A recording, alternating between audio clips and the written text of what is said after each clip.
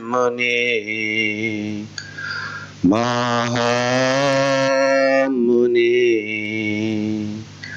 Sakyamuni Yesoha Tadyatao Muni Mahamuni Sakyamuni Yesoha Tadyatao Muni Mahamuni Sakyamuni Yesoha. Namo Sang Hyang Adi Budaya. Namo Buddhaya. Berbahagia sekali saya pada sore hari ini bisa berjumpa dengan ibu, bapak, saudara-saudari yang berbahagia. Saya sebenarnya tidak menyangka kalau umat cukup banyak yang hadir, karena ini kan waktunya orang pada keluar kota, berwisata, menikmati liburannya. Tetapi umat-umat di Wihara Dhammasuka, meskipun dalam suasana libur, tidak lupa untuk datang, hadir, dan berkebaktian di wihara yang sama-sama kita cintai ini. Untuk itu kita mestinya berikan apresiasi untuk diri kita sendiri. Percayalah Ibu Bapak, kehadiran saya di sini pada sore ini bukan atau bermaksud untuk menggurui Ibu Bapak, tapi kita sharing-sharing saja. Mungkin ada dari Ibu Bapak yang baru mengenal saya. Saya aslinya banyak berada di Surabaya. Saya sendiri adalah Ketua Permabudi Jawa Timur, Persatuan Umat Buddha Indonesia Jawa Timur. Tapi belakangan ini saya banyak berada di Jakarta. Sepanjang saya berada di Jakarta dan memang ada ditugaskan dan tidak bertumpukan waktunya, saya senantiasa pasti tidak akan menolak, begitu ya. Oke, Ibu Bapak, pada hari ini saya coba berbagi agama Buddha sebagai sumber perdamaian. Materi ini sering sekali saya bagikan karena saya adalah salah satu penggiat lintas iman. Jadi ketika saya bertemu dengan teman-teman atau saudara-saudara saya yang dari agama lain, dan ketika saya didaulat untuk berbagi, maka materi ini biasanya saya bagikan. Jadi bagi teman-teman juga ketika atau Ibu Bapak ketika berinteraksi dengan saudara-saudara kita yang beda imannya, ini kita bisa bagikan sama-sama atau kita sharingkan dengan mereka. Dan juga untuk sebagai hormat dan bakti kita menjelang Waisak ini, soalnya jadi ini juga bisa jadi menambah bagaimana kita lebih mengimani ajaran Buddha. Karena agama Buddha ini sangat mengedepankan perdamaian, Ibu Bapak. Dan tidak pernah di dalam mengembangkan ajarannya, Buddha atau pemimpin-pemimpin ajaran Buddha, agama Buddha, itu menganjurkan kekerasan. Tidak akan Ibu Bapak temui itu. Ajaran Buddha adalah salah satu ajaran yang tertua atau bahkan paling tua. Karena kalau orang yang mengatakan Hindu itu Hindu itu adalah ajaran reformasi dari Brahmanisme. Justru Brahmanisme direformasi oleh Sakyamuni Buddha, ya, dan kemudian Brahmanisme itu karena sudah direformasi, mereka mereformasi dirinya menjadi Hindu yang kita ketahui sekarang. Dan agama Buddha sampai saat ini mempunyai reputasi yang sangat-sangat terhormat sebagai salah satu agama yang belum pernah terjadi perang suci atas nama atau atas dengan dalih siar untuk agama Buddha diangkat pedang atau ada kepala yang terpenggal dari tubuhnya. Tidak ada satu lembaga pun yang pernah dikirim ke medan perang untuk menaklukkan orang yang tidak sama keyakinannya dengan kita. Dalam hal ini agama Buddha. Bahkan memaksa orang untuk menjadi penganut ajaran Buddha itu tidak pernah terjadi. Bahkan kalau kita mau lihat, pemimpin agama satu-satunya dalam catatan sejarah yang mengirim dirinya, menghadirkan dirinya di tengah-tengah peperangan untuk menghentikan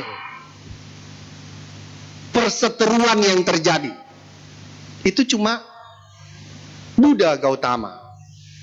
Ya kan, waktu suku Sakya dan suku Kolya sudah sama-sama siap mengangkat senjata untuk memperebutkan sumber air, Buddha malah hadir di tengah-tengah perseteruan itu dan mendamaikan kedua belah pihak sehingga tidak sampai terjadi peperangan. Ini dalam catatan sejarah hanya Buddha Gautama, pemimpin agama yang terjun langsung di tengah-tengah perseteruan yang lagi panas-panasnya. Tidak seorang pun yang pernah diserahkan kepada pedang atau dihukum gantung karena tidak percaya akan ajaran Buddha. Ini luar biasa memang. Jadi kita mengikuti ajaran yang sudah benar. Kita tidak pernah harus ditakut-takuti. Di antara sekte berbeda dalam ajaran Buddha, ada keramah tamahan dan kerjasama yang luar biasa. Saya pernah hadir di Madura. Pada saat itu antara Sunni dan Syiah itu lagi ribut. Jadi kita tokoh-tokoh agama suruh hadir di tengah-tengah perseteruan antara Sunni dan Syiah.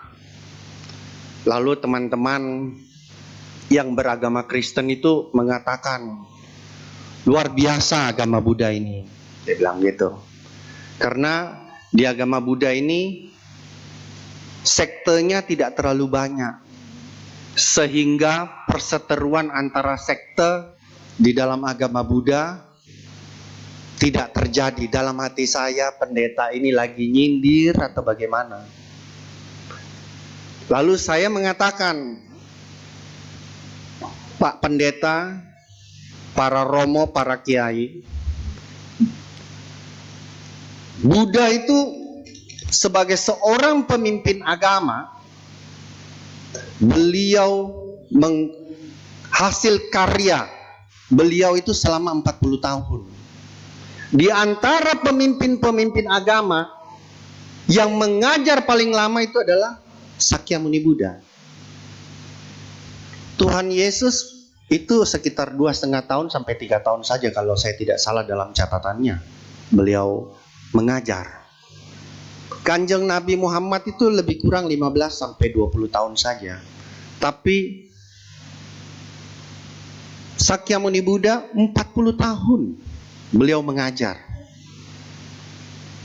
Selama beliau mengajar itu, kalau dikelompokkan ada 84.000 pintu Dharma. Jadi artinya kalau ada 84.000 pintu Dharma, berarti ada 84.000 aliran atau sekte. Coba bayangkan. Tetapi meskipun begitu banyak, antar sekte berbeda, ada keramatamahan yang pasti itu. Dan yakinlah ibu bapak, ya. Dan saya nyampaikan saja, saya coba tidak mau mengunggulkan diri terlalu tinggi. Lalu saya mengatakan, aslinya umat Buddha itu baktinya besar sekali, tinggi sekali. Asal sampean pasang aja patung Buddha, apakah itu di pinggir jalan, ataukah di mana, atau di dalam rumah. Kalau umat Buddha melihat satu rupang Buddha, dan di situ ada hio, maka mereka pasti akan memasang hio itu dan memuja rupang Buddha itu. Jadi, saya hanya mengatakan bahwa umat Buddha itu baktinya besar dan tinggi sekali. Ada toleransi antar agama.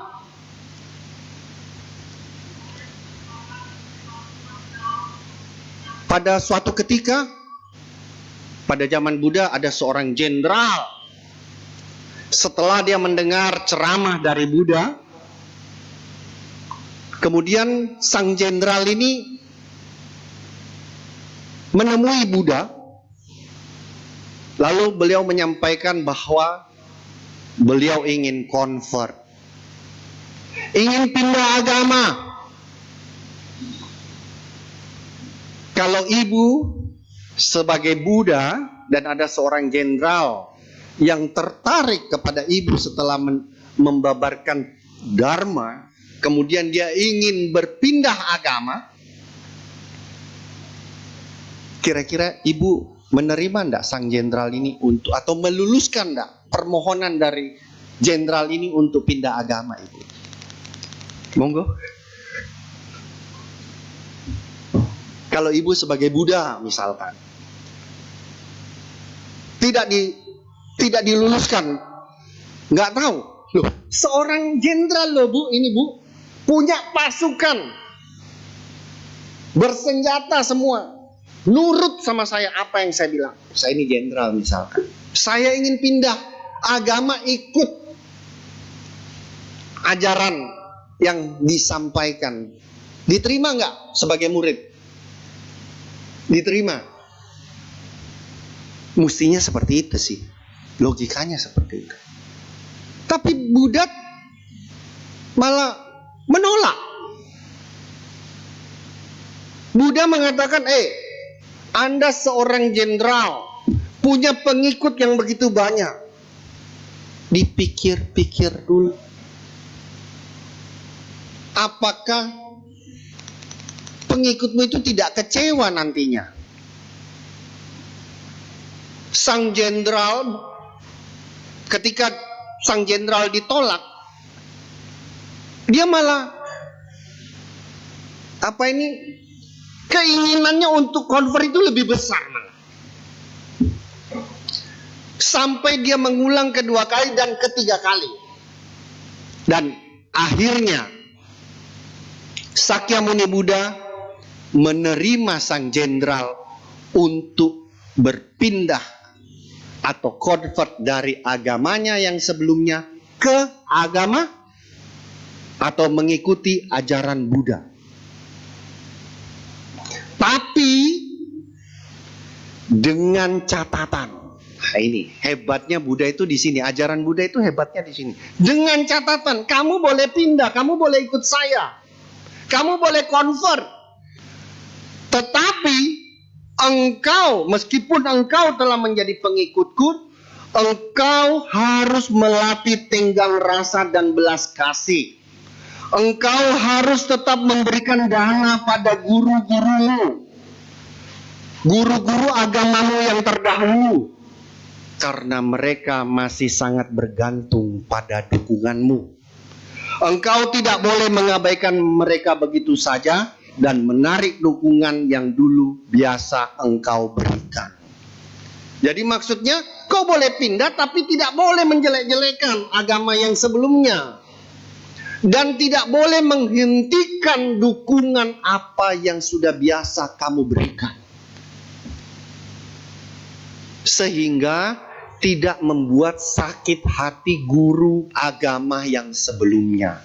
Jadi Buddha itu masih menjaga perasaan dari guru ajaran yang sebelumnya. Kalau kau sanggup untuk memenuhi syarat-syarat ini, maka sang jenderal diterima untuk convert, pindah agama. Luar biasa. Saya pernah ikut retreat dengan Thai, yaitu Tinathan, mendiang. Ada seorang teman, dia santri Gus sebenarnya. Dia ikut retreat bersama kita, dan kemudian dia merasa terberkahi setelah ikut latihan meditasi bersama Thai. Dan kemudian beliau menghadap Thai, dan dia minta supaya bisa diterima, convert, berpindah agama menjadi umat Buddha. Thai menolak. Thai tidak menerima. Dia bilang, selama retreat kalau kamu mau jadi agama Buddha, saya terima kamu sebagai umat Buddha. Tapi selesai retreat ini, kamu harus kembali menjadi atau memeluk agamamu seperti sebelumnya. Saya yang mengikuti retreat itu pada saat itu saya tidak bisa mengerti. Loh, kenapa? Kan luar biasa sebenarnya. Tapi ternyata Thai memang sangat bijaksana. Dan saudara tersebut sekarang banyak memberikan pencerahan-pencerahan, mengenalkan ajaran Buddha, bahkan meditasi kepada sesama santrinya. Kan bagus itu sebenarnya. Coba kalau dia beragama Buddha, mungkin aja langsung ditolak. Jadi seperti itu. Saya pikir itu luar biasa. Luar biasa ajaran yang seperti ini, ya. Terus wawasan kebangsaannya, para biku, aku izinkan engkau sekalian mempelajari sabda-sabda Bhagawa dalam bahasamu sendiri. Jadi Buddha tidak memaksakan Sanskerta atau bahasa Pali yang kita gunakan, tidak. Jadi saya teringat apa yang Pak Karno sampaikan, kita boleh beragama Kristen tapi tidak bisa menjadi Yahudi. Kita boleh beragama Islam tapi tidak boleh menjadi Arab. Kita bisa beragama Hindu ataupun beragama Buddha, tetapi tidak menjadi orang India. Kita tetap adalah sebagai orang Indonesia. Nah, dan cuma saya tidak tahu kenapa teman-teman umat Buddha masih ragu-ragu berkebaktian dengan bahasa Indonesia. Itu yang saya masih bingung. Tapi secara bertahap, perlahan-lahan, sudah mulai saya melihat ada beberapa wihara-wihara yang mulai berkebaktian dengan berbahasa Indonesia. Karena memang ini diperkenankan kok. Diperkenankan untuk berbahasa Indonesia. Sebenarnya menyedihkan buat saya ketika saudara-saudara atau keluarga spiritual saya, ketika kita kumpul dengan umat-umat yang beragama lain, terus kita disuruh berdoa bebas. Wah, pada bingung. Saya juga mengajar di kampus, mahasiswa itu bingung, bagaimana Pak? Bagaimana kita mau berdoa ini, bagaimana? Loh, kreativitas kita jadi mati. Padahal kita diperkenankan loh berdoa pakai bahasa kita dengan cara kita dan mengungkapkan perasaan kita.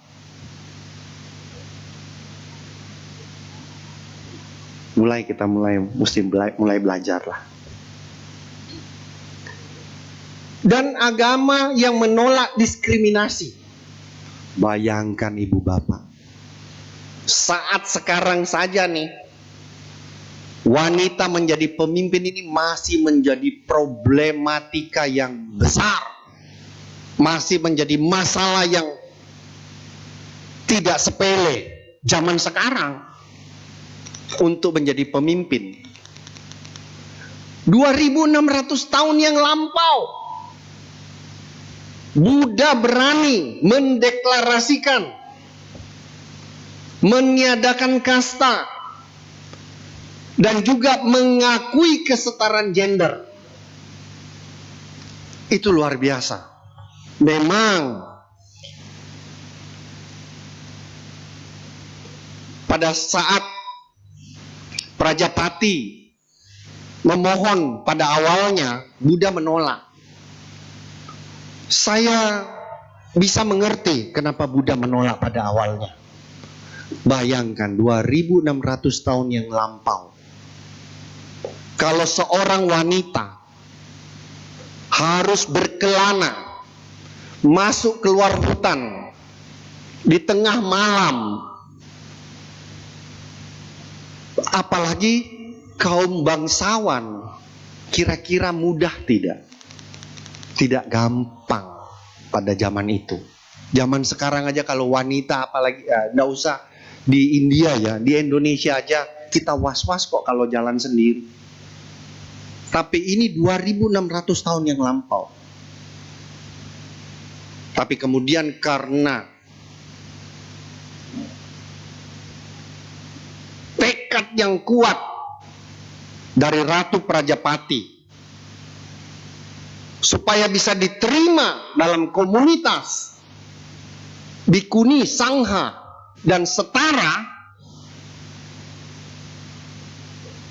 melihat tekad yang besar itu akhirnya diluluskan oleh Buddha Gautama. Mereka diterima dalam persamuan bikuni. Riwayat, kesaksian, dan pemikiran para arahat perempuan dihimpun dalam kitab Terigata. Bisa menjadi pemimpin agama, bisa menjadi imam. 2600 tahun yang lampau, Buddha sudah berani merubah kebiasaan-kebiasaan masyarakat pada waktu itu. Dan ini suatu kebanggaan, khususnya para wanita. Mesti tepuk tangan dong. Sekarang ini kalau disuruh wanita menjadi imam itu masih banyak penolakan.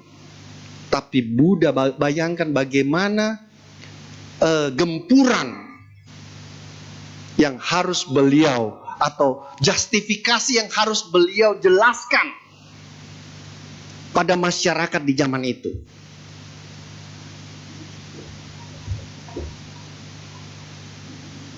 Buddha, kenapa umat Buddha tidak berani mendeklar Buddha adalah penyelamat? Kenapa kita tidak berani mendeklar Buddha adalah penyelamat? Bukan sekedar penunjuk jalan.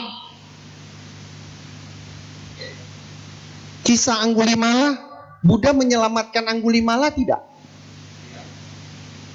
Buddha menyelamatkan Anggulimala.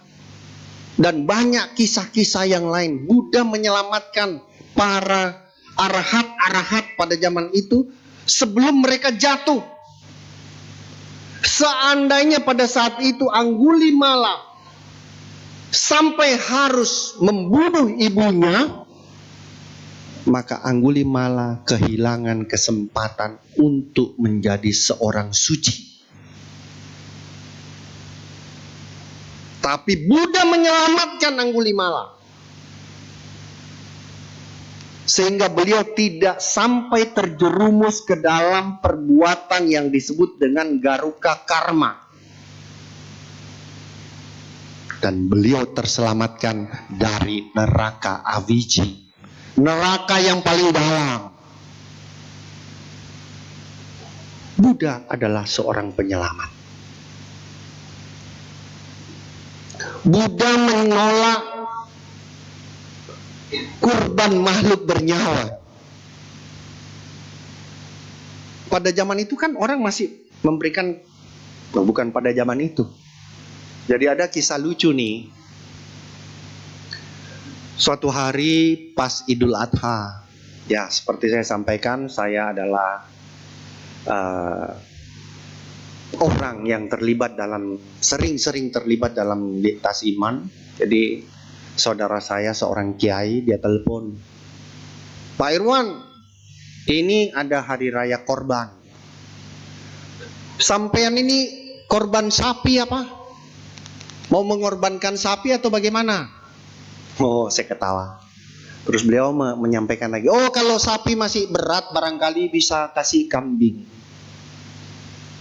Saya masih, wah, ketawa saya lagi.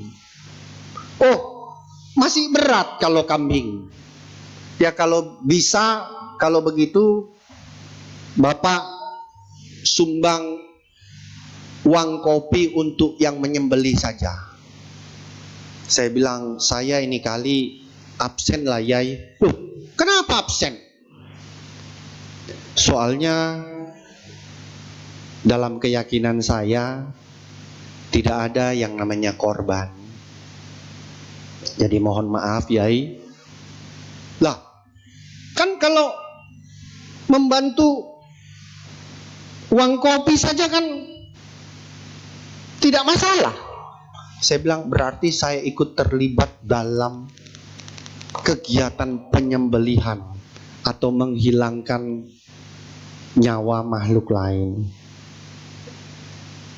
Dia bertanya lagi, dia belum putus asa, saudara saya yang satu ini. Dia mengatakan, lah terus sampean kali ini bisa nyumbang apa? Saya ngomong, saya nyumbang diem saja Yai. Dia bertanya kepada saya, loh diam itu kategorinya nyumbang? Saya bilang iya Kiai, karena kalau saya sudah tidak berbuat apa-apa terus saya cerometan, saya kritisi, saya menjelek-jelekkan, artinya kan saya tidak membantu sama sekali. Makanya kali ini saya cuma diam. Oh ya. Berarti diam itu juga bisa dikategorikan menyumbang. Dalam suasana yang penuh ketidakpastian terakhir-terakhir ini, saya kira umat Buddha juga, kalau kita tidak pasti, kita tidak jelas, diam itu saya kira membantu. Ada kegiatan di wihara, kita sudah tidak, kemarin yang ceramah yang lalu, kita sudah tidak keluar uang, kita sudah tidak keluar tenaga, kita sudah tidak keluar pikiran, kita tidak keluar apa-apa. Sudah tidak keluar apa-apa terus nyala-nyalain, wah kok begini, kok begitu. Aduh, itu sungguh-sungguh tidak membantu. Jadi ang cing cing haule, diam, sudah. Jadi dengan diam itu membantu. Dan Buddha menyelamatkan, sampai hewan pun beliau selamatkan. Bahkan secara sejarah tercatat, rumah sakit hewan pertama didirikan oleh, ada yang tahu? Didirikan oleh Raja Asoka, seorang umat Buddha yang taat. Jadi rumah sakit hewan pertama di dunia itu didirikan oleh Raja Asoka karena rasa baktinya, rasa syukurnya kepada ajaran Buddha, cinta kasihnya yang luar biasa yang beliau rasakan itu sampai beliau mendirikan rumah sakit hewan pertama di dunia. Agama Buddha menekankan belas kasih, penerimaan dan kebaikan. Gerombolan-gerombolan kasar dan pengembara di Asia, barbarian, diperkenalkan dengan peradaban. seni dan kebudayaan, alih-alih memaksakan kebudayaan ajaran Buddha yang agung dan luhur. Mereka diperkenalkan dengan seni, dengan budaya, dan mereka mulai tertarik dengan ajaran Buddha. Tidak dengan angkat senjata. Umat Buddha dikenal akan keteladanannya. Nah, ini satu hal juga. Kebajikan hati dan keramahan mereka. Sifat menerima dan tidak mengedepankan cara-cara penghakiman. Ibu bapak. Karena keteladanan, ada kata keteladanan dan ada kata penghakiman. Keadaan atau situasi belakangan ini, saya melihat umat Buddha itu, wah, masalah penghakiman luar biasa. Kalau ada orang salah, udah. Tidak dikasih ruang gerak sama sekali. Kita belajar dari teman kita atau saudara kita di agama selain Buddha. Seorang yang salah, seorang pendosa, dikasih mimbar, suruh bicara ketika mereka sudah tobat. Tapi umat Buddha katanya penuh kasih. Ya, penuh kasih. Kalau orang sudah tobat, ya kita mesti berikan maaf. Orang sudah mengaku salah, kita mesti berbesar hati. Kita berikan, kita danakan maaf itu. Itu tidak mudah buat umat Buddha. Danakan maaf. Teladan, jangan coba-coba. Kalau kamu tidak punya teladan, kamu suruh bicara, wah, dicibir. Karena keteladanan begitu diperhatikan dalam pengajaran atau syiar agama Buddha. Hingga saat ini, Buddhisme menyebar ke negeri baru tidak disebabkan oleh para misionaris dengan tujuan agresif guna mengubah keyakinan orang. Tapi biasanya ketika ada guru datang, saya panggil teman-teman untuk mendengar ceramah, berbagi, sharing, diskusi. Kalau mereka tertarik, mau belajar agama Buddha lebih dalam, dipersilahkan. Kalau tidak, ya tidak masalah. Karena tidak ada teror di dalam agama Buddha. Begitulah caranya. Bahkan Buddha mengatakan, para biku, jangan berdua, sendiri-sendiri. Sebarkan dharma dari kampung ke kampung, dari desa ke desa, dari kota ke kota. Seperti lebah yang menghisap madu dengan tidak merusak kembangnya. Itu metode penyebaran dharma.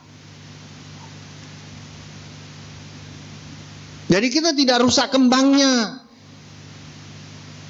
Jangan menjelek-jelekkan.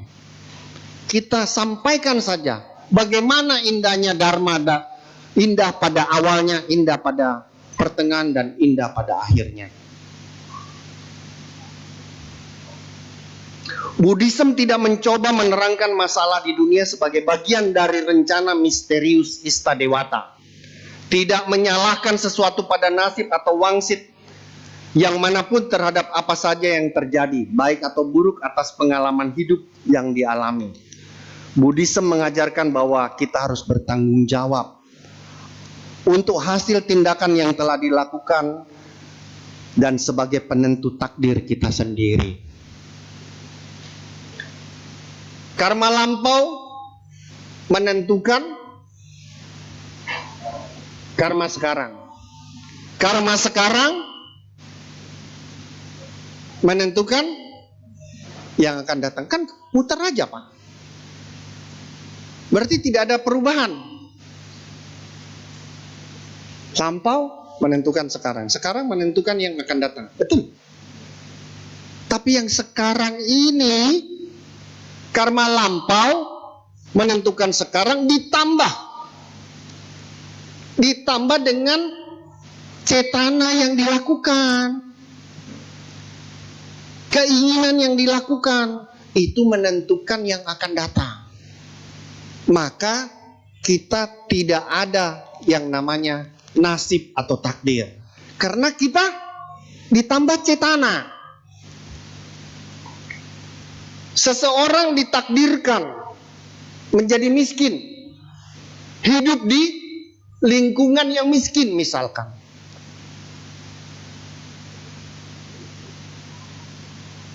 Kalau dia menerima nasibnya, maka dia akan jadi miskin juga. Tetapi kalau dia mau berusaha, mau keluar, mau belajar, berupaya, bisa berhasil nggak?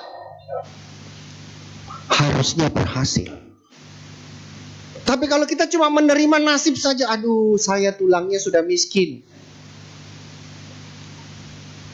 Orang miskin katanya kalau pagi ke pagian ketemu orang ya, pagi ke pagian, siang ke siangan, malam ke malaman.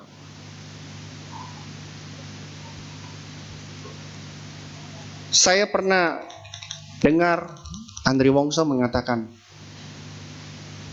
dia bersama seorang temannya mengatakan bahwa dia itu selalu mujur. Setiap kali ada undian, namanya pasti keluar.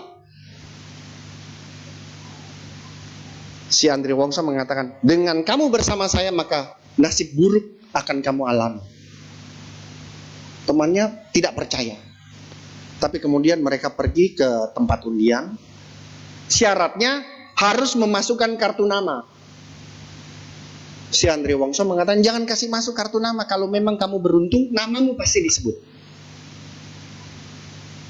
Loh, dia bilang nggak mungkin dong kalau kita tidak kasih masuk kartu nama.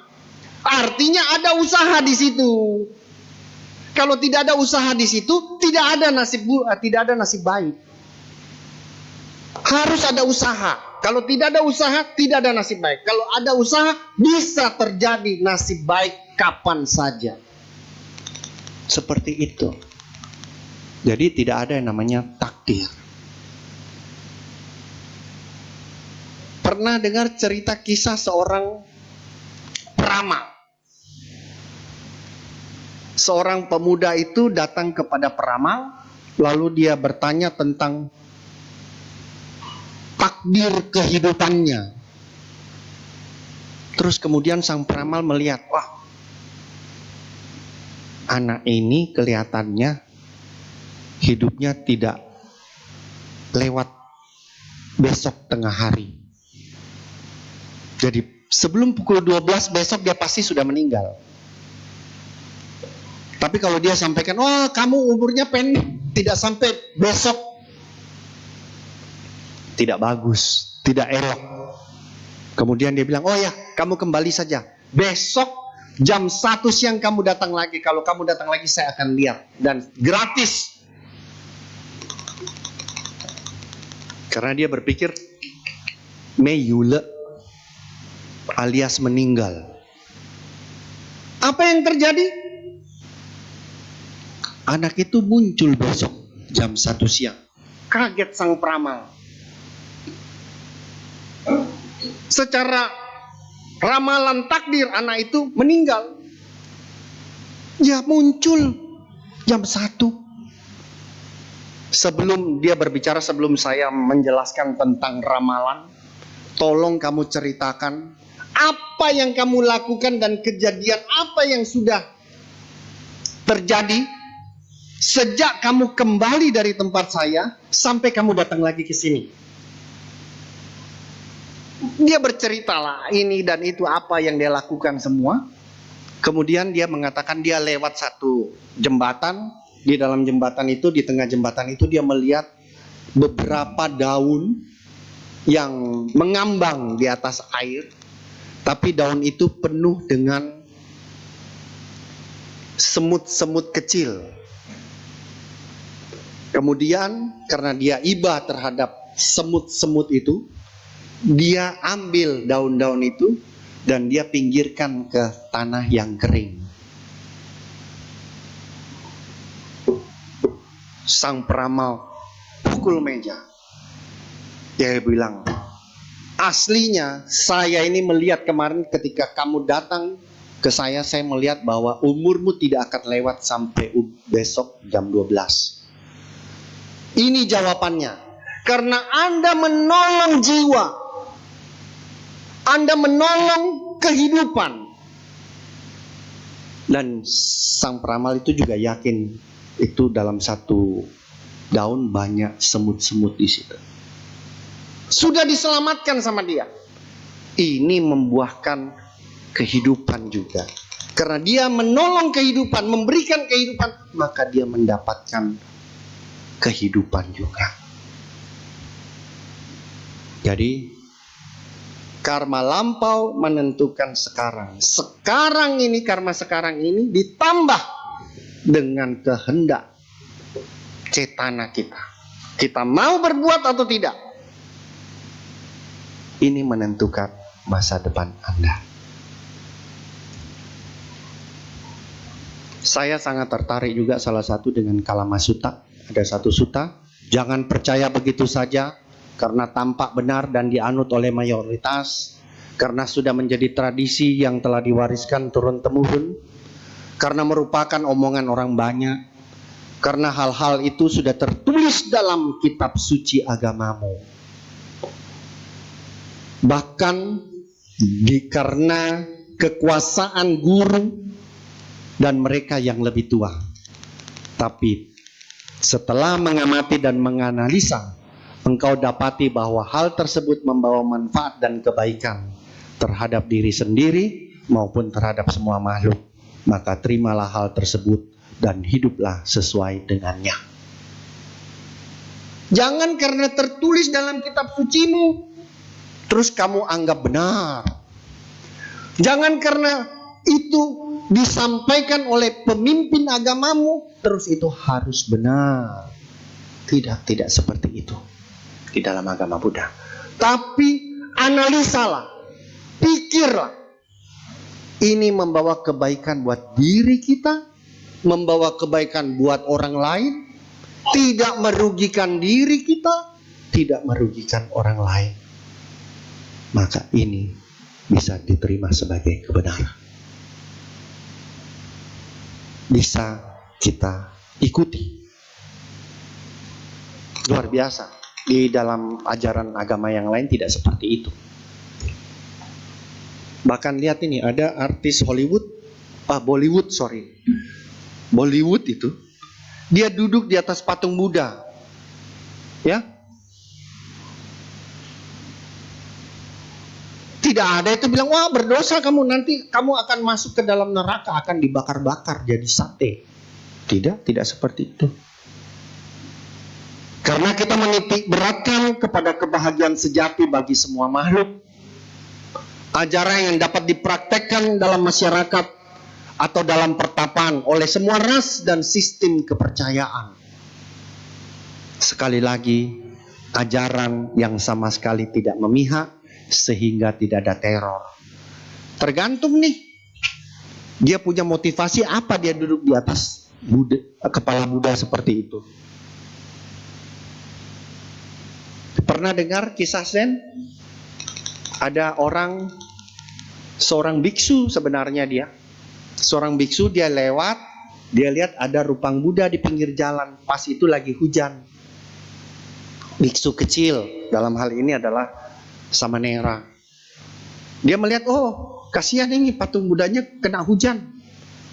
Tapi di situ ada tas kresek, ada kantong plastik.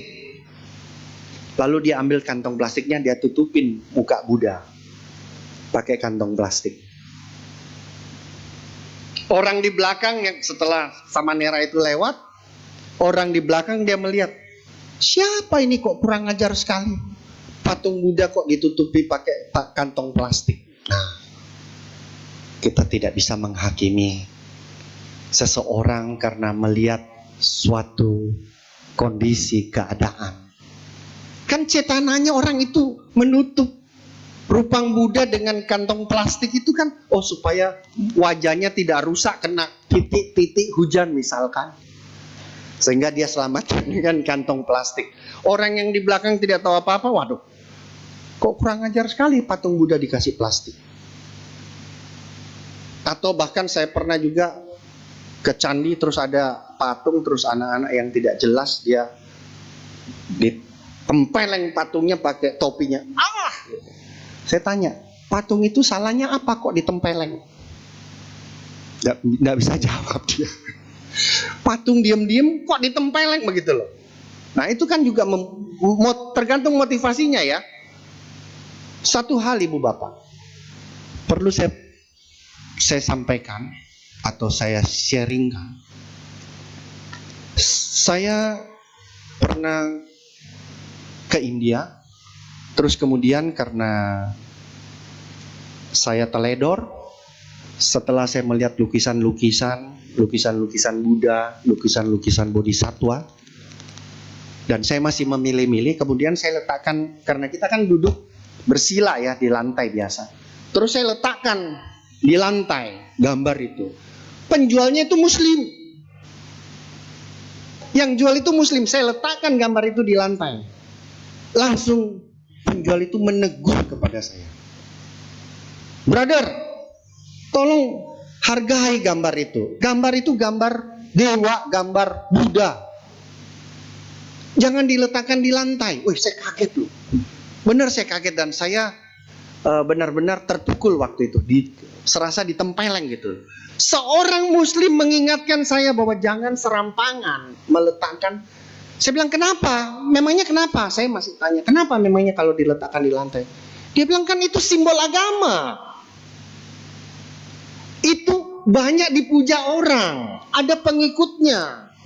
Ketika Anda letakkan dengan tidak hormat di lantai, itu sama dengan menghina keyakinan orang lain.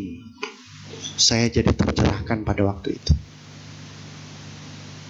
Dan hati-hati, banyak peristiwa yang sudah saya lihat, orang-orang yang menghancurkan simbol-simbol agama.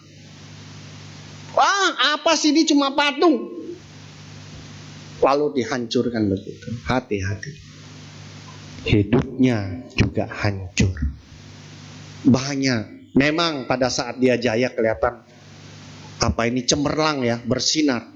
Tapi hidup ini bukan hari ini saja ibu bapak. Mereka menghancurkan simbol-simbol agama. Pada kenyataannya kehidupan mereka juga berakhir dengan kehancuran.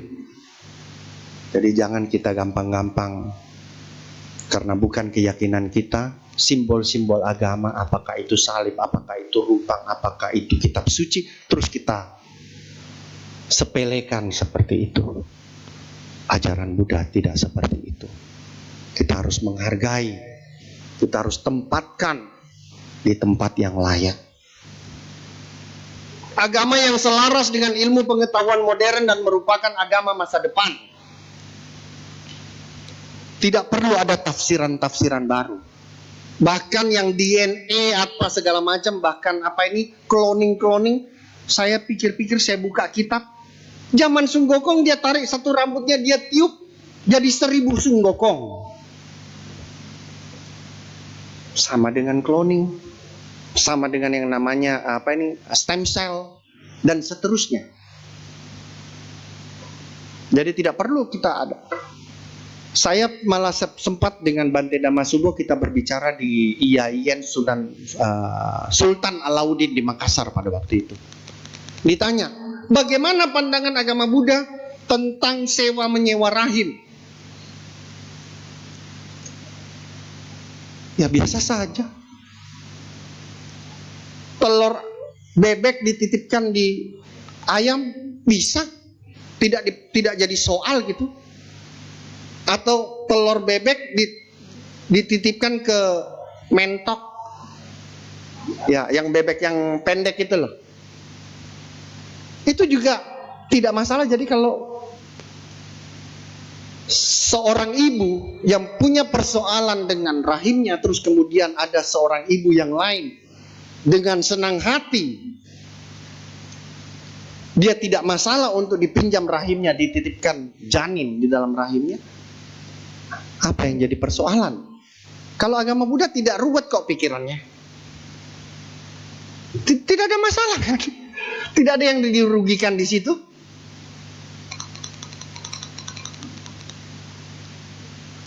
Ajaran Buddha dihargai sepanjang masa oleh para cendekiawan, ilmuwan, ahli filsafat, kaum rasionalis, bahkan para pemikir bebas. Karena cara pikirnya, cara mengajarkannya seperti ini gitu, ya. Bhikkhu Purana, sejak awal sejarah agama Buddha sudah terdapat orang yang berbeda pendapat. Di dalam agama Buddha, perbedaan pendapat bukan soal ya masa pemikiran saya sama pemikiran ibu mesti sama, kan tidak harus. Karena latar belakang kita berbeda, ibu punya latar belakang juga berbeda. Bagaimana mesti harus sama? Seia sekata tidak harus gitu. Tapi kita punya tujuan yang sama. Kita ingin bebas. Tapi pemikiran tidak harus sama.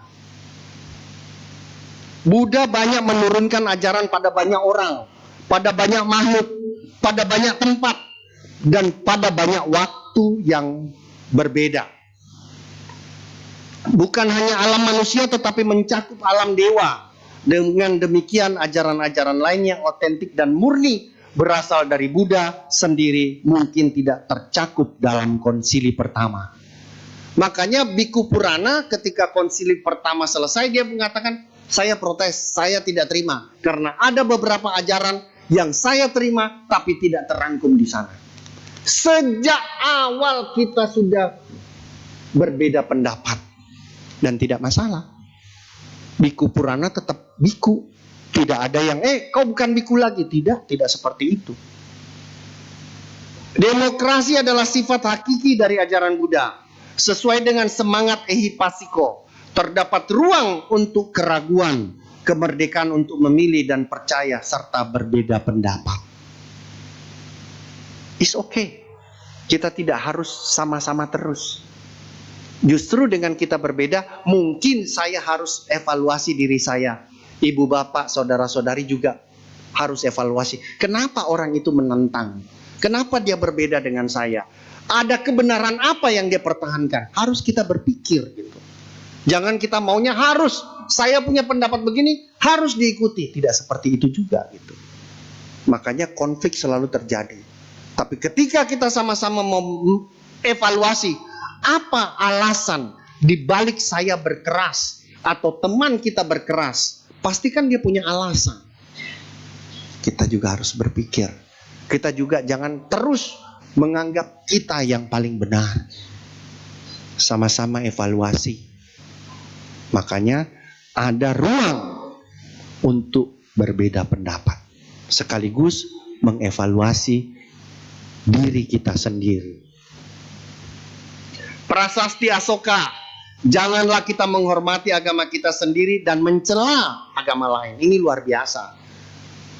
Sebaliknya agama lain pun hendaknya dihormati atas dasar-dasar tertentu. Dengan berbuat demikian kita membuat agama kita berkembang selain menguntungkan agama sendiri juga agama lain.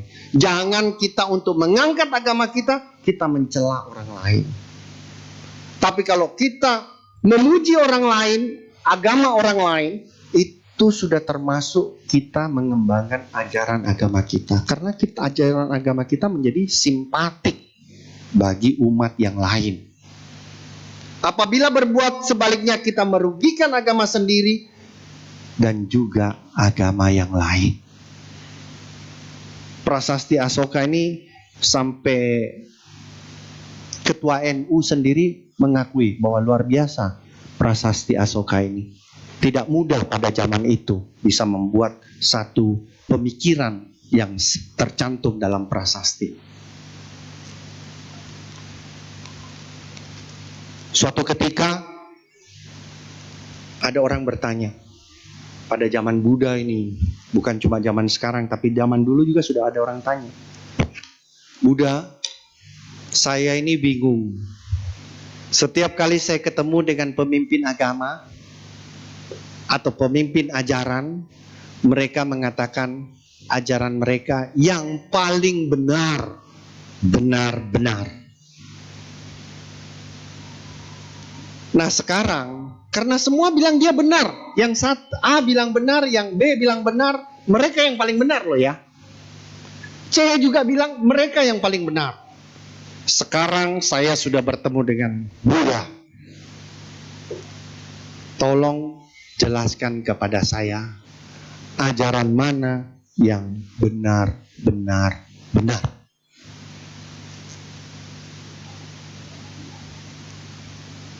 Lalu Buddha tidak langsung menjawab. Dia merintahkan biku, umat bikunya, untuk mengambil daun simsapa. Tolong kamu ambil daun simsapa. Dia ambillah daun simsapa dalam genggamannya. Terus Buddha bertanya, banyak mana daun simsapa ini dengan daun di dalam hutan? Bantenya menjawab, Buddha, kok dibandingkan dengan daun di dalam hutan? Daun genggaman saya ini dibandingkan dengan daun di pohon yang sama, masih banyak pohon yang sama kok dibandingkan dengan daun yang di dalam hutan. Buddha mengatakan, seperti itulah ajaran kebenaran di muka bumi ini. Banyaknya seperti daun di dalam hutan. Sedangkan apa yang saya ajarkan, karena keterbatasan dimensi waktu, ruang, dan tempat, yang saya berikan itu sebanyak dalam genggaman saya. Logik dong? Apa yang Buddha berikan itu hanya sebatas genggaman tangan beliau. Tapi ajaran kebenaran sebanyak daun di dalam hutan. Artinya masih banyak kebenaran-kebenaran lain yang belum diajarkan oleh Buddha. Buddha mengakui itu. Tapi Buddha mengatakan, sepanjang kita betul-betul menjalani, mempraktekkan apa yang sudah diajarkan, meskipun hanya segenggam, itu cukup membantu. Bisa sampai nirwana. Tapi Buddha mengajarkan bahwa di dalam agama Buddha itu tidak ada monopoli kebenaran. Ajaran Buddha tidak memonopoli kebenaran. Buddha mengakui ada kebenaran di luar ajaran Buddha. Dengan catatan, ajaran itu tidak merugikan diri sendiri, tidak merugikan orang lain. Membawa kebahagiaan buat diri sendiri, membawa kebahagiaan orang lain. Meskipun itu bukan ajaran Buddha, terima itu sebagai kebenaran yang benar-benar benar. Di dalam ajaran lain itu tidak ada. Mereka lah yang paling benar. Di luar mereka, itu semua tidak benar. Itu sesat misalkan, atau aliran kegelapan. Tapi di dalam Buddha tidak seperti itu. Oke, saya persingkat. Apakah umat Buddha itu menyembah berhala? Nah, tolong Mas dikasih alasannya kenapa umat Buddha tidak menyembah berhala. Bisa bantu Mai supaya sharing.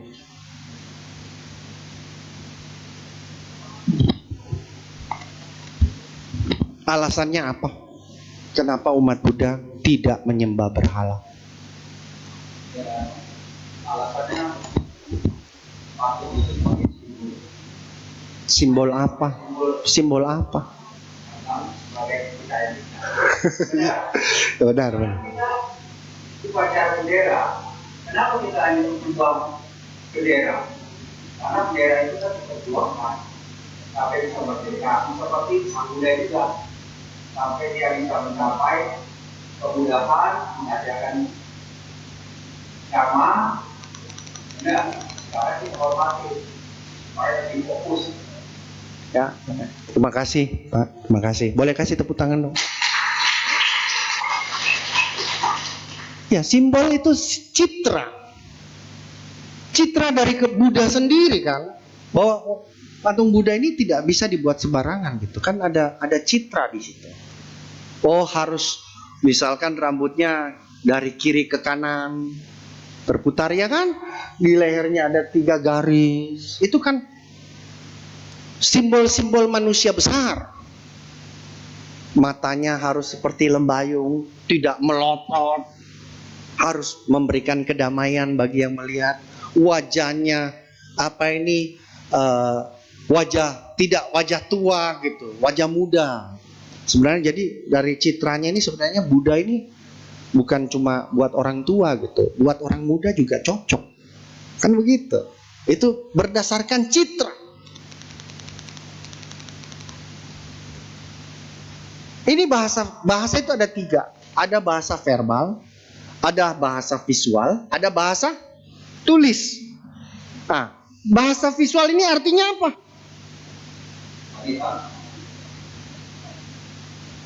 Woman.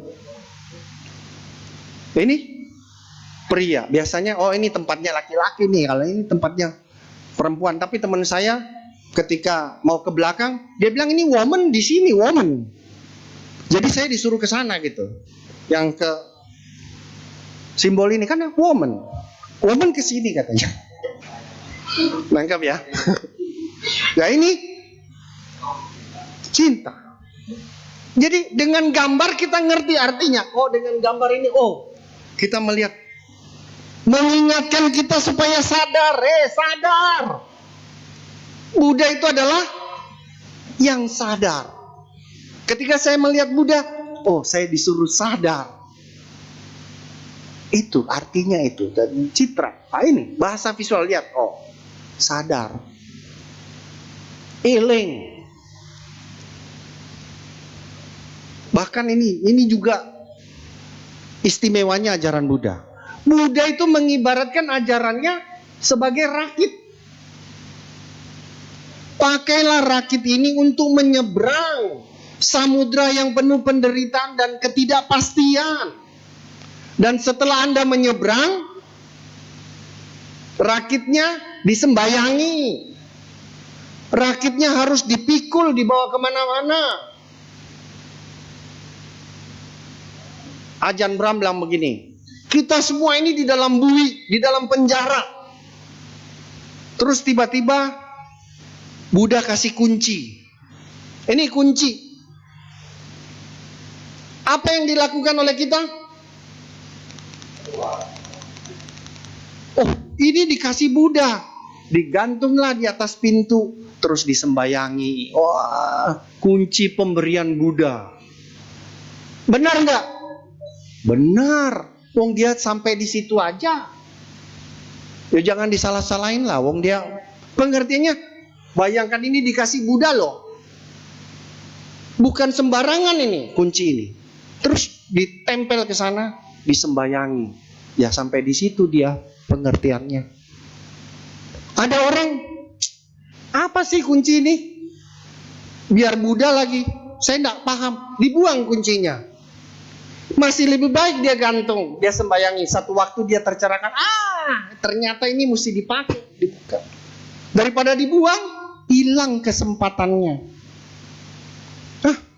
Nggak guna, dia buang. Hilang kesempatannya. Ada lagi, ini kunci. Dia jalan ke pintu sana. Dia pakai kuncinya. Dia keluar dari bui. Bebas. Seperti itu. Jadi kalau sudah bebas, kuncinya diapain? Ditinggal buat orang lain bisa keluar juga. Sama dengan rakit. Jangan dipikul, jangan dibawa kemana-mana lagi. Jangan, tidak ada keterikatan. Luar biasa Buddha itu. Kalau Anda sudah terselamatkan, Anda sudah bebas, tinggalkan ajaran yang baik ini untuk dipakai. Dipergunakan, dimanfaatkan untuk membebaskan makhluk lain. Bukan dipikul, dipeluk, dibawa kemana-mana, disiar-siarkan. Tidak begitu. Hebat.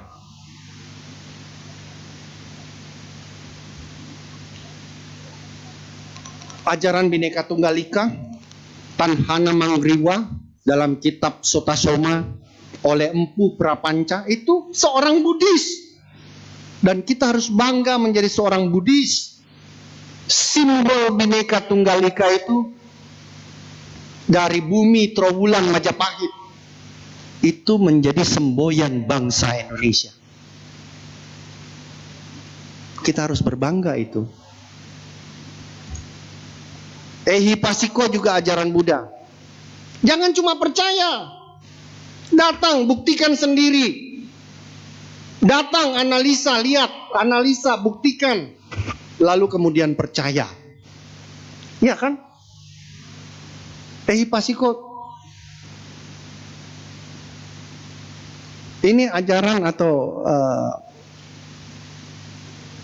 sesi ini saya suka banggakan kepada teman-teman yang beragama lain bahwa ajaran Buddha ini luar biasa. Punya ruang untuk membantah, punya ruang untuk tidak percaya, dan tidak diteror dengan dosa. Cuma kalau Anda lihat bahasa visual seperti ini, artinya apa? Singer apa? Gambar begini. Artinya, Mas, artinya apa nih?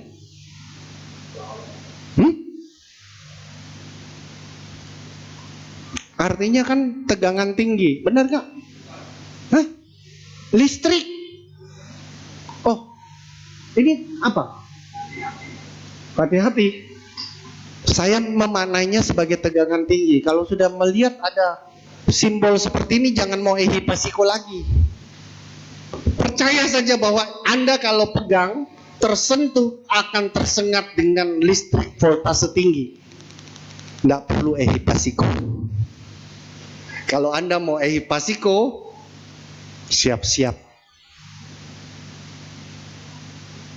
Selesai ceritanya.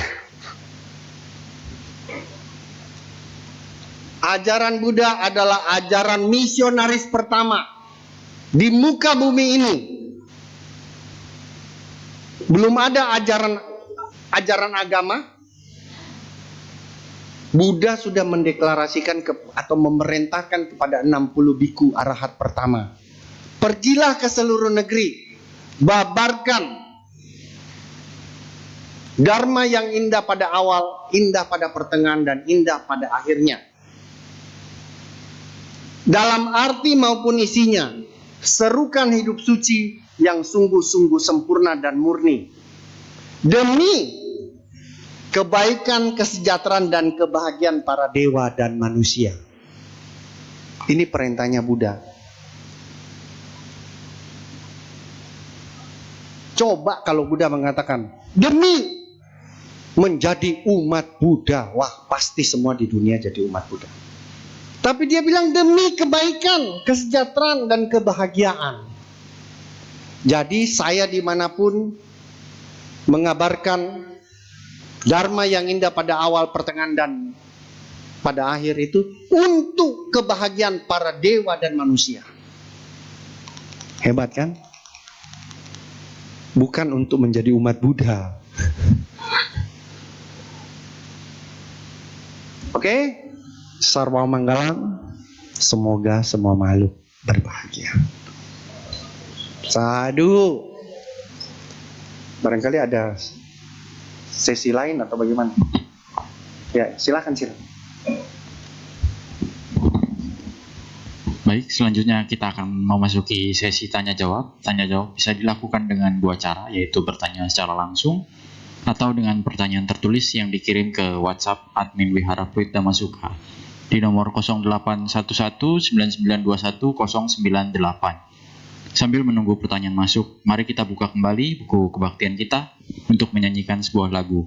Kepada petugas kami persilahkan. Saya turun atau tetap aja?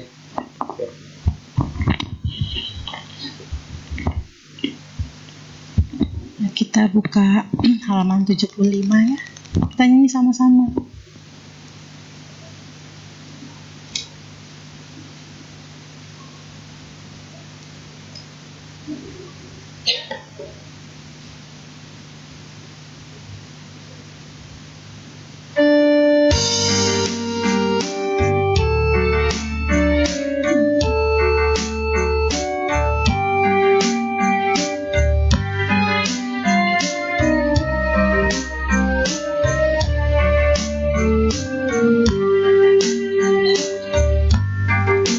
Gelap gulita sisa dunia ini, tiada sinar lentera,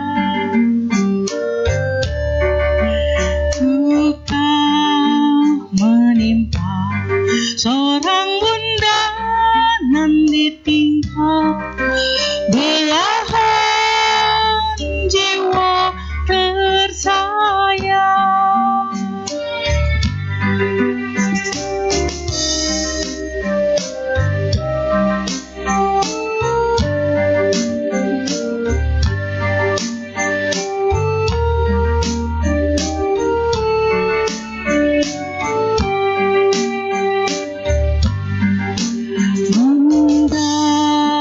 Mendahulana kala kehilangan tumpuan di hari tua,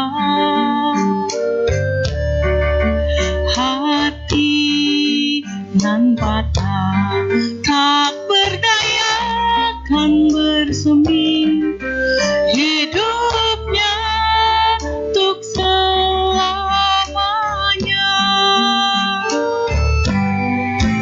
Oh sudah aku pinta hidupkan intan permata, agar deritaku lekas sirna. Oh sudah yang sempurna, terangilah diri ini, agar jiwa nan redup kembali cahaya.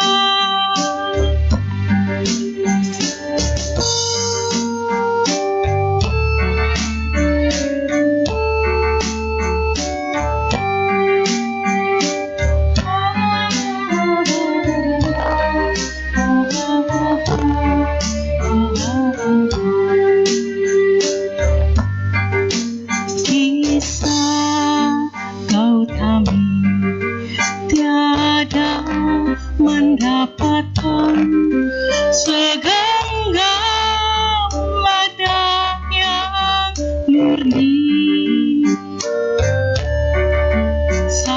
Sadarlah jiwa, lahir tuang sakit mati, semua bukan alami. Oh sudah aku pinta hidupkan intan permata, agar deritaku lekas sirna. Oh sudah yang sempurna, terangilah diri ini, agar jiwa nan redup kembali cahaya. Oh sudah yang sempurna, terangilah diri ini,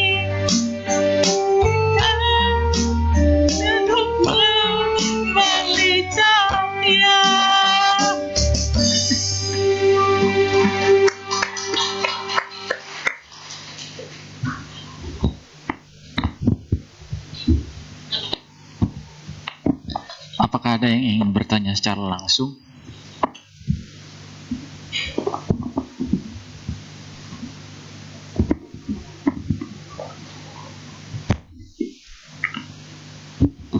Namo Buddhaya Romo. Namo Buddhaya. Selamat malam. Malam. Tadi Romo bertanya sharing doa agama Buddha apa? Saya pernah ditanya Romo. Saya waktu itu jadi sales. Saya bilang semoga semua makhluk bahagia. Dia bilang begitu saja. Iya, saya bilang. Karena saya tahu saya kan dulu sekolah di agama Kristen. Ya kan ada doa Bapa kami. Akhirnya dia bilang kalau dia doa Bapa kami gitu ya. Akhirnya kalau dia tanya, kalau tidak hasil maksimal bagaimana katanya. Saya kan sales nih. Saya bilang itu kerja saya kurang bagus, saya bilang kurang kreatif karena tidak dapat hasil yang bagus. Saya tidak mau menyalahkan karena misalkan kita doa sama Tuhan atau sama Tuhan Yesus, saya salahnya ngomong begitu. Kalau tidak dapat hasil, apakah kita menyalahkan Tuhan Yesus? Akhirnya dia marah sama saya, order saya berkurang. Ya, makasih. Pak siapa boleh saya tahu? Pak Hartanto. Ini ada satu kejadian. Pernah satu kali kita harus membuat acara Dharma Santi Waisak dengan garnisun tetap 3 kalau nggak salah, itu Jawa Timur itu Gartap 3.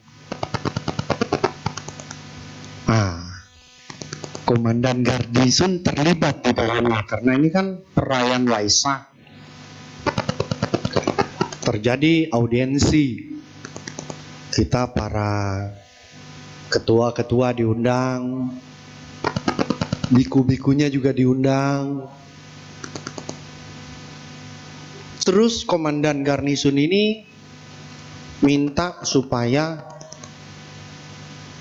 doa disampaikan karena ini acara kita. Dia juga ingin mendapat siraman kedamaian dari doa agama Buddha. Waktu itu ada seorang biku, bikunya sih junior ya, bukan biku senior. Bante, suhu, tolong pimpin doa. Wah, dengan percaya diri dia naik ke depan. Mari kita berdoa. Sabe Sata Suki Hontu, semoga semua makhluk berbahagia. Sadu, sadu, sadu. Turun dia. Komandan garnisun itu gitu. Sudah selesai Pak? Sudah. Kita teman-teman yang lain langsung dengan ya mungkin menutup malu atau percaya diri, saya kurang jelas lah ya. Kita jawab singkat, jelas, padat. Tahu apa? Ini harus saya sampaikan. Apa komentar komandan garnisun itu? Pak, saya ini ingin mendengar itu tadi. Saya ingin mendengar doa agama Buddha yang bisa mencerahkan saya, bisa mendamaikan saya. Ada inspirasi, ada aspirasi yang terbetik. Tapi itu kan sudah mencakup semuanya. Ini kita sudah ditanam dari kecil ini. Ini sudah mencakup semuanya. Ada tidak sempurnanya juga Pak. Karena dia bilang, Pak, Anda tahu di dalam agama Islam, semoga semua makhluk berbahagia. Itu tidak sampai di situ, ada tambahannya, dunia akhirat. Nah, bagaimana tuh? Oh, begitu ya Pak. Ya berarti saya mesti belajar lagi. Itu komandan bicara sama kita begitu. Jadi kita jangan terlalu bangga lah umat Buddha dengan doa semoga semua makhluk berbahagia. Karena di dalam doa itu, makna doa itu ada komunikasi, ada aspirasi, ada inspirasi, ada harapan di dalamnya. Ya. Dan bagi yang percaya itu punya kekuatan. Ada kekuatan di dalam doa. Karena Anda baca parita karena Anda yakin ada kekuatan. Kalau tidak ngapain? Baca berulang-ulang dari kecil TK sampai sudah tua masih tetap bacaannya sama. Karena kita percaya ada kekuatan. Bacalah suta-suta itu. Boleh kita keluar juga. Buddha memperkenankan kita untuk menggunakan bahasa yang bisa dimengerti. Menggunakan bahasa kita sendiri. Bayangkan aja kalau kita ini sudah pemilihan sudah lewat, sudah berakhir. Pemilihan kepala daerah itu Pak. Semua minta doa lintas. Kalau orang panjang-panjang begitu, bagaimana? Ya tinggal saya tanya, mau panjang atau mau pendek nih? Waktu kejadian Lapindo Pak, kita disediakan tempat itu Pak, kayak model setan, suruh sembahyang.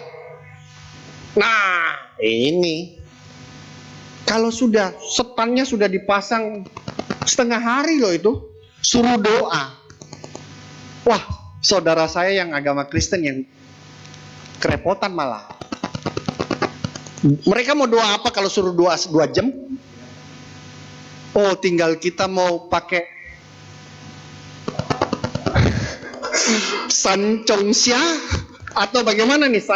Sannya sendiri ini 3 jam. Chongnya 3 jam, xianya 3 jam. Yang Islam enak aja dia baca ngaji kan bisa panjang juga. Baca paling singkat parita dah.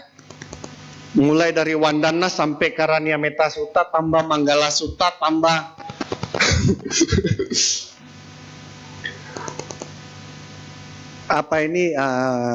Manggala Sutta terus Jaya Manggala Gata. Waduh, udah 1,5 jam 2 jam itu. Teman Kristen malah 15 menit selesai dah. Aku ganggu karena kita sudah dekat ya. Wah, kok kita doanya 3 jam Anda cuma 15 menit, untung di sono. Gitu. Jadi, ayo, jangan terlalu bangga. Boleh bangga, tapi jangan terlalu bangga. Karena kalau cuma begitu, dikik begitu, dunia akhirat. Ya Pak ya, jadi ya semoga nanti saya bantu doa bareng-bareng setelah ini. Dan orang menjadi damai, menjadi tenang, menjadi percaya bahwa dia ada kekuatan. Buddha itu kan punya 3 tubuh. Tubuh Dharmakaya, tubuh Dharma. Yang sudah ada sejak awal, dari masa tanpa awal. Tubuh darah dan daging. Dan tubuh berkah. Yaitu Bodhisatwa itu kan Namo Sarwe Bodhisatwaya, mana itu tubuh berkah. Namo Tassa Bhagavato, kita menghormati, menjunjung tubuh darah dan daging. It's okay Pak. Jadi jangan ragu-ragu lah, belajarlah. Kalau perlu kita belajar dengan saudara-saudara kita yang saya tidak mau bilang tetangga atau apa, saudara-saudara kita dari Kristen Katolik, mereka ahli, belajar. Bagaimana kalau orang sakit, tolong minta doanya. Ya bersyukur. Tapi kalau misalkan kita sesama umat awam terus yang tidak kenal parita bagaimana?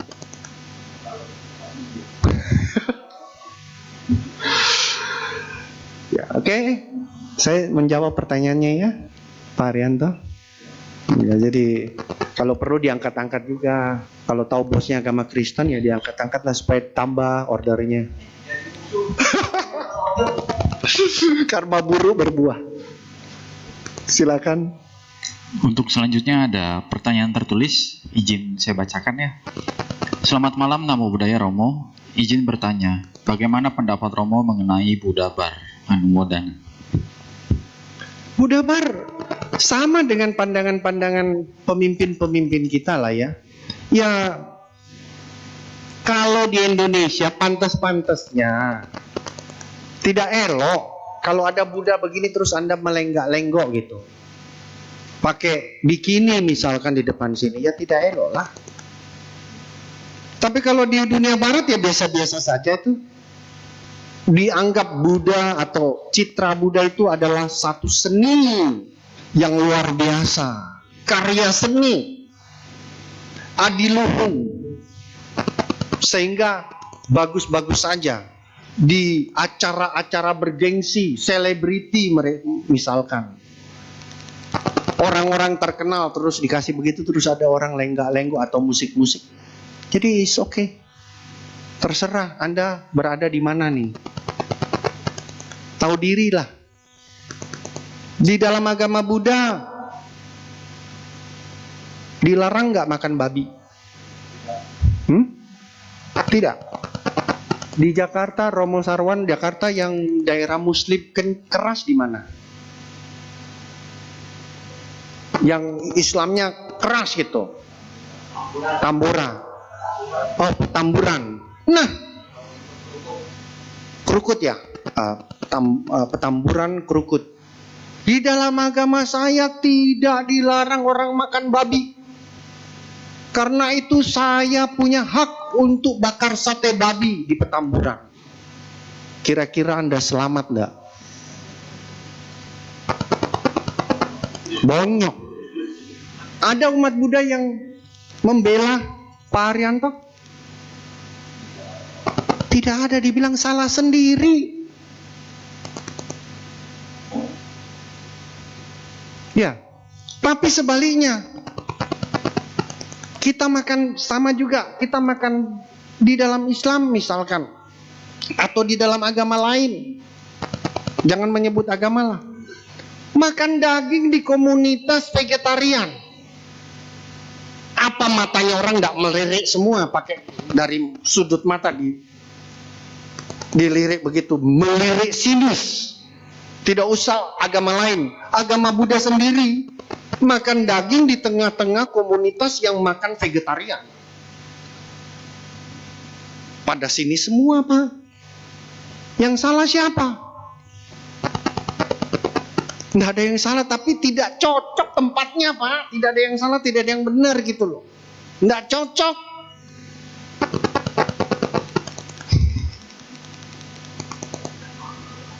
Orang-orang kita ya, soal tahayul saja. Pokoknya kalau tidak cocok dengan apa yang saya yakini dan kamu lakukan itu tahayul.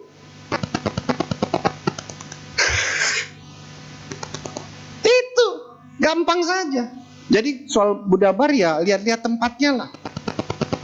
Anda di tengah-tengah komunitas yang agamis, terus citra-citra atau simbol-simbol agama Anda tunjukkan, terus Anda dansa-dansa. Nah, kemarin itu yang di mana tuh, di Bali saya ingat.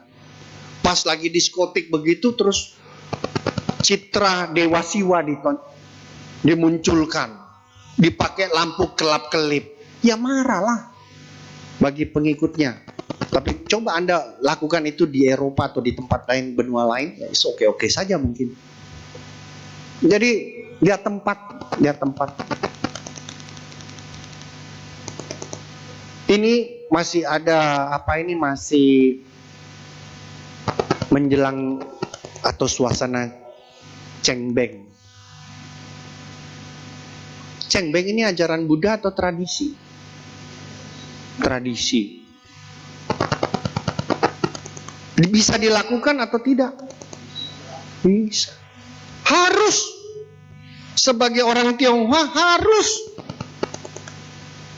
Saya malah melihat pergeseran orang Tionghoa itu ketika menjelang Imlek. Sudah belajar dari teman-teman kita yang Muslim. Ketika mereka menjelang menjelang puasa atau nanti menjelang Idul Fitri, 1 hari atau 2 hari itu, mereka ziarah semua ke kubur. Teman-teman Tionghoa tadinya kalau Imlek tidak ziarah, tapi sekarang nih rumah-rumah Abu penuh. Saya bilang, wah ya, bagus juga ya mereka belajar dari teman-teman atau saudara-saudara kita yang Muslim. Mereka ziarah ke leluhurnya, ke orang tuanya menjelang Imlek. Apalagi Cengbeng, memang harinya ziarah. Dan kita tidak perlu malu, Pak. Tadi saya bilang belajar sama agama Kristen atau agama lain. Saya kaget, kemarin ini ada teman, dia dari mana? Oh, saya baru ikut misa. Misa apa? Misa Cengbeng. Loh, ada misa Cengbeng sekarang. Mereka juga belajar dari kita rupanya. Saya berani mengatakan itu gitu. Kan tadinya tidak ada itu. Sekarang ada misa Cengbeng. Di kegiatan wihara ada enggak kebaktian Cengbeng? Gereja ada sekarang. Padahal ada itu ajaran Buddha, menghormat orang yang patut dihormati adalah berkah mulia, berkah utama. Jadi tidak dilarang. Dan sebagai umat Buddha tidak perlulah sok pinter, sok bener. Begitu ada orang pakai kimchua, oh salah tuh, nggak boleh. Ya keyakinannya sampai di situ, mau diapa? Kebudayaannya seperti itu, tradisinya seperti itu. Kalau kita melawan itu percuma. Ya sama seperti tadi kunci kan, dia keyakinannya atau levelnya sudah sampai dia gantungkan kunci itu lalu dia sembayangi gitu. Masih oke kan? Tradisi semua. Jadi tradisi apa? Kita mesti ikut tradisi India gitu, sedangkan saya orang Tionghoa. Orang Jawa apakah dia mesti ikut tradisi Cina gitu karena dia agama Buddha? Tidak. Biarkanlah orang Jawa punya tradisi Jawa dan beragama Buddha. Orang Cina dengan tradisi Tionghoanya, orang Tionghoa dengan tradisi Tionghoanya dan beragama Buddha. Orang India biar aja dia bertradisi India dan beragama Buddha, indah. Tidak perlu merasa terlalu pintar. Tetap lihat situasi dan kondisi. Kalau memang situasi kondisinya memungkinkan ya silakan, kalau tidak salah sendiri. Dan harus berani menerima konsekuensi dapat serangan dari kiri kanan. Kalau di Indonesia. Mudah-mudahan terjawab. Ini pertanyaan selanjutnya dan mungkin ini pertanyaan terakhir ya, mengingat keterbatasan waktu. Selamat malam, Namo Buddhaya Romo. Apakah ada perbedaan kekuatan doa atau parita yang dibacakan dalam hati atau dilafalkan atau diucapkan secara langsung? Terima kasih. Saya soal kuat tidak kuat itu saya kembalikan ke Anda saja gitu. Ya, kuat tidak kuat sebab begini. Bante Giri mendiang Giri Rakito mengatakan, pernah suatu ketika di zaman Belanda itu tokoh-tokoh lintas agama itu dikumpulkan. Terus disediakan air yang sudah digerami, ditimbang. Agama Islam disuruh doa. Agama Kristen juga sama, sampai ke Buddha, Hindu. Dan kemudian ditimbang setelah didoain. Zaman Belanda ini katanya. Katanya ini, saya cuma dengar cerita. Timbangannya beda-beda. Faktor apa saya tidak bisa jelaskan. Kalau yang apa itu yang air, orang Jepang itu molekul air juga kan beda-beda.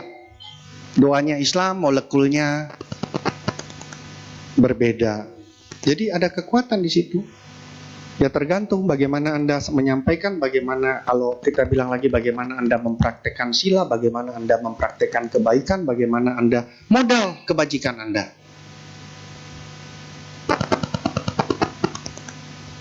Suatu ketika raja mengatakan bahwa dia dipesan oleh ibunya. Dia harus kalau ketemu seorang pendeta atau orang yang tidak melangkahi kitab suci ini, pakai dia untuk memimpin upacara kenegaraan. Jadi dengan sengaja dia taruh satu kitab suci di tempat lalu lalang orang. Semua orang melangkah, tenang. Tapi ada satu orang, dia melihat kitab suci, dia tidak melangkah dengan kakinya, tapi langsung dia salto. Dia berjalan dengan tangannya melewati kitab suci itu. Raja bilang, ini orang yang saya tunggu. Dia dipanggil.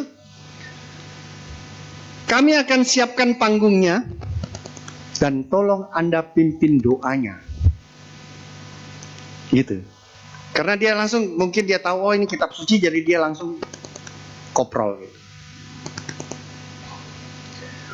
Panggungnya disiapkan 3 hari 3 malam, Pak. Terus pendetanya itu dipanggil, ya sekarang Anda pimpin doanya. Oh, saya disuruh doa. Oke. Dia ambil MUI, dia pukul Namo Amitofo. Selesai. Hanya selesai. Panggungnya 3 hari 3 malam disiapin. Tapi raja itu melihat kilatan cahaya gitu yang hadir pada saat itu. Rajanya komplain. Pendetanya ngomong, oh kurang. Ya udah, dia tambahin lagi 1 kali. Namo Amitofo. Tak, selesai. Ya tergantung, kalau saya Namo Amitofo aja mungkin tidak cukup gitu. Saya mesti tambah parita ini, tambah parita itu, tambah mantra ini, tambah mantra itu. Jadi kita jangan membandingkan diri kita dengan orang lain. Jadilah diri Anda sendiri. Dan tidak perlu meniru-niru. Tidak perlu meniru-niru. Ya, buat biku itu cukup Namo Amitofo, selesai. Karena waktu itu dia sebenarnya cautu. Jadi ibunya itu langsung cahaya dari ibunya itu muncul gitu. Oh kurang, dia tambahin lagi gitu. Tapi kalau kita mungkin kebaktian 1 jam, 2 jam, 3 jam gitu. Jadi tidak bisa kita pakai ukuran kita untuk orang lain. Ya Ibu Bapak ya, saya kira menjawablah. Jadi jadilah diri Anda sendiri dengan ketulusan Anda, dengan tekad Anda, dengan jasa-jasa kebaikan Anda, hati baik Anda persembahkan, Anda doakan untuk penghiburan, untuk kekuatan, untuk kedamaian bagi orang yang butuhkan. Oke?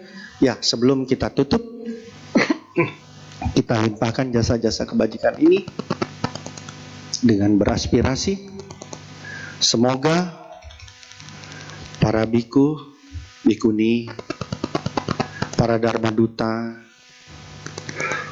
keluarga kita semua, orang tua kita yang berada di mana saja, yang sedang dalam berusaha, semoga mereka semua mendapatkan kekuatan dan kemudahan dalam upaya mereka.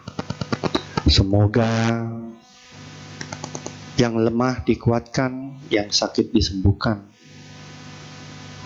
Namo Ratnatrayaya, Namo Arya Jana, Sagara Beronjana.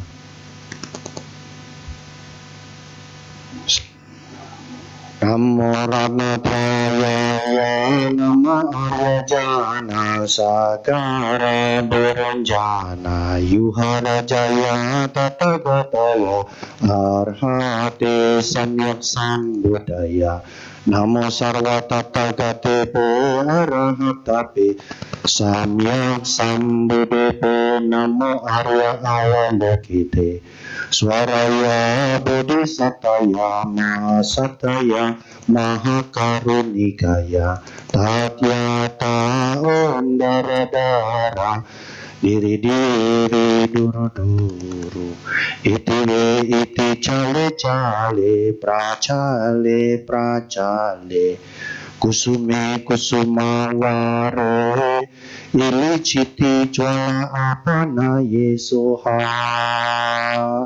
Semoga semua keluarga, suami istri lebih saling memahami, saling mendukung, saling membantu. Semoga anak-anak kita semua bertumbuh dengan baik. Mereka menemukan teman-teman yang bisa membantu kematangan kepribadian mereka dan kematangan spiritual mereka. Semoga dengan kekuatan pernyataan kebenaran ini dan kekuatan parita-parita yang telah dipanjatkan dapat menetralisir, memurnikan anasir-anasir buruk. Nakata yaka putanam, papagaha niwaranang paritasanu bawena hantua mayhang upadawe. Semoga semua kepedihan kehidupan, perseteruan, dendam, kesumat, dan bencana, kita semua dapat terhindar dari kematian sebelum waktunya. Dengan kekuatan semua Buddha, Paceka Buddha, dan kekuatan para arahanta, saya membuat perlindungan ini. Sabe Buddha Balapata Paceka Nanca yang balang Arahanta Nanca Tejina Rakang Bendami Sabaso. Sadu, sadu, sadu, sabe santa suki hontu. Terima kasih. Namo Sang Adi Budaya. Namo Buddhaya. Sekian Dhamma Desana pada hari ini. Kami segenap umat dan